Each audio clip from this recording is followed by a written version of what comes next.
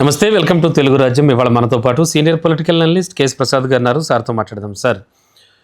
Sir deputy CM Pawan Kalyan, AP deputy CM Pawan Kalyan 345 మంది గిరిజనులకు చెప్పులు కొనిచ్చారు. సరే, ఆయన ఇంటెన్షన్ మంచిదై ఉండొచ్చు ఖచ్చితంగా. నిజంగా ఒక మంచి ఉద్దేశంతో చేసి ఉండొచ్చు, ఒక మంచి పని. అది సమాజం, సొసైటీ అందరూ హర్షిస్తారు, no doubt at all. But ఇలాంటివి చేసినప్పుడు, ఇలాంటివి జరిగినప్పుడు అసలు అక్కడ వాళ్ళకి కావాల్సిన విషయాలు కానీ, అలాగే మిగతా విషయాలు కానీ సైడ్ ట్రాక్ అయ్యేటువంటి సందర్భం కనిపించదా మనకి? అంటే ఓవరాల్గా ఇలాంటి ఇష్యూస్ని ఎలా చూడొచ్చు? నిజంగా నేను అదే అంటున్నాను, ఆయన మంచి ఉద్దేశంతోనే ఇచ్చి ఉండొచ్చు. సార్, మీకు నేను హైదరాబాద్లో there are some places waste చేయకండి, ఫుడ్ని ఇందులో పెట్టండి, లేని వాళ్ళు తింటారు. అలాగే ఇప్పుడు రోడ్ నెంబర్ 45లో మీరు హెచ్ఎంటీవీకి వెళ్ళి తోవలో ఒక సేవా తత్పరతో నీ దగ్గర ఉన్న వస్తువులు అక్కడ పెట్టండి, అందులో పెట్టండి, తీసుకుంటారు. అది దాన్ని వాల్ ఆఫ్ ఫేమా ఏదో అంటారు, సంథింగ్ ఏదో సార్. అక్కడ ఏమవుతుందంటే ఒక చారిటీ నువ్వు చేసింది మూడో తెలియకుండా అందులో చెప్పులు ఉన్నాయి, నాకు కావాలంటే నేను వేసుకుని వెళ్తా, లేకపోతే బట్టలు ఉన్నాయి నేను వేసుకుని వెళ్తా.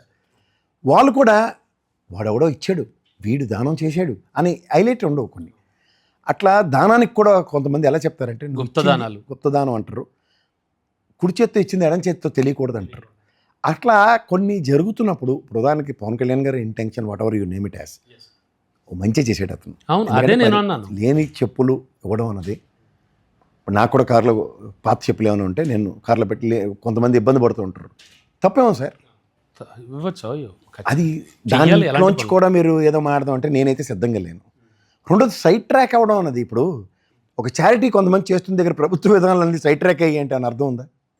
ఓకే అండి. ఇప్పుడు కొన్ని చౌటరీస్ ఉంటాయి, ఫ్రీ అన్నదానం జరుగుతూ ఉంటుంది. ఉదాహరణకు తిరుపతిలోనే అన్నదానం జరుగుతుంది నిరంతరం, నిత్యం. మోస్ట్ ఆఫ్ ద దేవస్థానాల్లో జరుగుతుంటాయి. అన్న క్యాంటీన్ బెటర్ కాబట్టి దానికి అప్రాన్షన్స్కి కన్సర్న్స్ వస్తున్నాయంటే ఏమైనా ఉందా?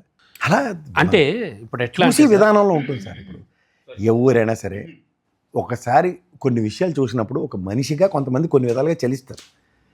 చలించడం కూడా తప్పట్టేలా సార్. ఇప్పుడు ఆయన చూశారు మన్యం అలా కాదండి, మన్యం ప్రజల దగ్గరికి వెళ్ళారు. ఒక తండా దగ్గర చూస్తే ఒక 300-400 మంది ఉన్నారు. ఎగ్జాంపుల్ నేను కూడా ఆ విషయంలో పూర్తి అవగాహన లేకుండా చెప్తున్నాను. చూసినప్పుడు ఆయన తీసుకురమ్మని అధికారులు పంపారు. అది జరిగినప్పుడు ఏమవుతుంటే అబ్జర్వేషన్తో ఆయన ఫస్ట్ ప్రయారిటీ, అరే ఇప్పుడు లేనోడికి ఒక అన్నం బెటరా ఫస్ట్ అంటారు, కానీ వీడికి నేను తాజ్మహల్ కట్టిస్తాను అనరు. అలా మా కేసీఆర్ గారు చూడండి, ఇల్లులు కట్టిస్తామని చెప్పి మొత్తం ఇల్లులు కూల్చినట్టే ఉంటుంది. తర్వాత కట్టరు లేదా? ఎందుకు డబుల్ బెడ్రూమ్ ఇల్లు బాగానే కట్టించాడు, తర్వాత కట్టించి ముందు కూలగొట్టరు లేదా? అది కదా ఫస్ట్ అపవాదం. అలా ఫస్ట్ చూశారు, తర్వాత అధికారులు పంపించి మెజర్మెంట్స్ తీసుకొని చెప్పులు ఇచ్చారు, తప్పేముంది దాంట్లో? అంటే రీసెంట్గా పవన్ కళ్యాణ్కి సంబంధించి వస్తున్న వార్తలు మనం చూస్తున్నాం. ఆయన క్యాబినెట్ మీటింగ్ హాజరు కాలేదని, అసలు పవన్ కళ్యాణ్ గారికి ఏమవుతోంది, మూవీస్ కూడా అదే కదండి. పవన్ కళ్యాణ్ గారు మన ప్లానింగ్ కమిషన్ ఆయన వచ్చినప్పుడు చేతికి సెలైన్ పెట్టుకుని కూడా వచ్చాడు కదా. ఆయన 20 సంవత్సరాల పథకానికి లంకా దినకర్ అని అతన్ని వైస్ చైర్మన్ కింద డిప్లాయ్ చేశారు. అతను ఎందుకు లేడు బీజేపీ పరంగా? ఓకే అండి. రాష్ట్రానికి సంబంధించిన అవసరాలు ఇవి మాట్లాడండి. క్యాబినెట్ మీటింగ్కి పవన్ కళ్యాణ్ గారు వెళ్ళకపోవడం ఎంతో, ఇతన్ని దానికి ఆ మీటింగ్కి పిలవకపోవడం కూడా అంతే. అంటే కొన్ని ఇంపార్టెంట్ జస్ట్ లైక్ 67 మంది ఎమ్మెల్యేలు అమరావతి భూముల కలెక్షన్లో మళ్ళీ కొత్త టెండర్ వేసి కొత్త భూములు ఏమైనా ఉంటే చాలా డిసెంట్ వస్తుంది సార్ అని చెప్పినట్టే ఉంటుంది. ఓకే, బాగా లింక్ పెట్టారు మీరు. ఓకే అండి. సో ఒక మంచి చేస్తే దానికి సంబంధించి ఎవరు క్వశ్చన్ చేయరు, అంతా మెచ్చుకుంటాం, నో డౌట్. బట్ ఆయన మీద కొన్ని ఆరోపణలు అవి సార్. ఆయన ఎవ్రీ 3 months మన్యం జిల్లాలో పర్యటిస్తానని చెప్పాడు. 3 months టెన్యూర్లో అబ్జర్వేషన్స్ అనేవి బేసిక్స్ అడ్రస్ చేసిన తర్వాత సులువు అవుతుందా కష్టం అవుతుందా? అంటే ఈరోజు ఒక చెప్పులు ఇచ్చేస్తే ప్రపంచం తెరబడిపోద్దని నేను చెప్పను, బట్ ఎదుటి మనిషి ఏం బాధపడుతున్నాడో ఫస్ట్ చూడడం రావాలి కదా.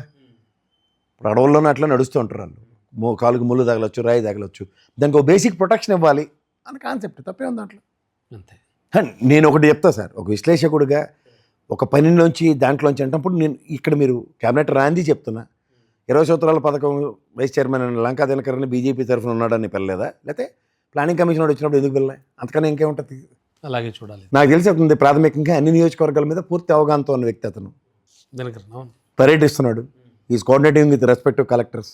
Okay sir. అంటే ఇలాంటివి పెద్ద ఆలోచించే విషయాలు అయితే కాదంటారు.